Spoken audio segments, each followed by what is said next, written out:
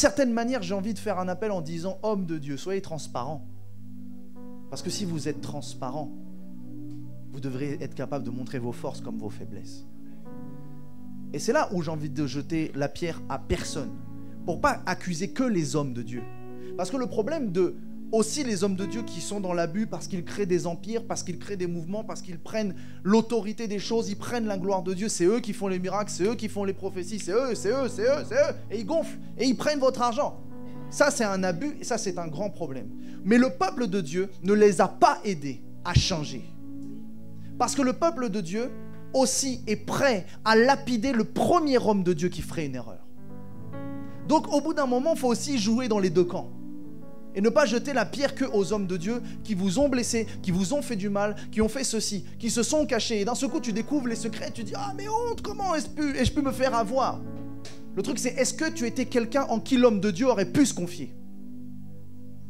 Ah!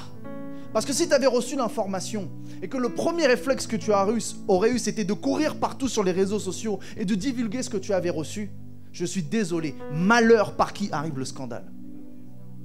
Si tu es un sujet de scandale, même auprès d'un serviteur de Dieu, même un serviteur de Dieu qui a péché, sache une chose, le péché, c'est Dieu qui va s'occuper de lui. C'est Dieu qui va s'occuper de son serviteur. Mais Dieu ne t'a jamais donné le ministère de la justice. Dieu ne t'a jamais donné le ministère de l'accusation. Il nous a donné le ministère de la réconciliation. Il ne nous a pas donné le ministère de la dénonciation. Il nous a donné le ministère de l'annonciation.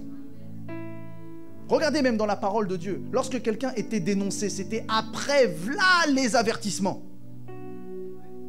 C'est pas du premier coup. Quand on voit l'apôtre Paul qui mentionne le nom de quelqu'un, sachez que cette personne-là, elle a été avertie en long, en large, en travers. Même la Bible dira, si tu veux parler du péché de quelqu'un, d'abord reprends-le. S'il ne veut pas, on prend les anciens. S'il ne veut pas, alors on peut commencer à en parler de manière publique.